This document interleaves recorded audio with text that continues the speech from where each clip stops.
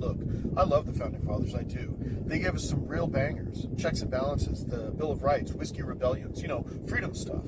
But somewhere along the line, we stopped treating them like revolutionary thinkers and started treating them like a bunch of powdered wig-wearing Nostradamuses who chiseled the perfect government into stone tablets and handed them down from Mount Philly.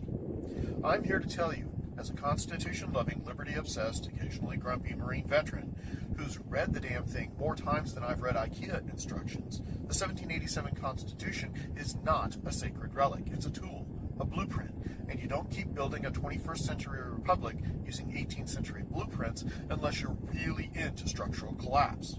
This country runs on a myth, the myth of permanence, the idea that the founders wanted us to freeze time, nail their words into granite, and never, ever change course.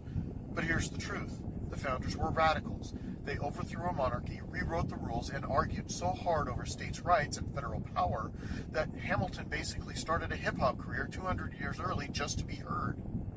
They expected us to adapt. Hell, they built in a system for it called amendments, which we've used about as often as we floss. But let's be honest, amendments are like duct tape on a sinking ship. At some point, you don't just patch the hull, you build a new damn boat. Now, I can already hear the panicked cries of constitutional cosplay enthusiasts screaming, "But the Constitution is perfect, immutable, untouchable." Okay, Gandalf, but let me ask you something. If you're still using Parchment-Era governance in a world of deepfakes, drone strikes, and data mining, who exactly are you serving?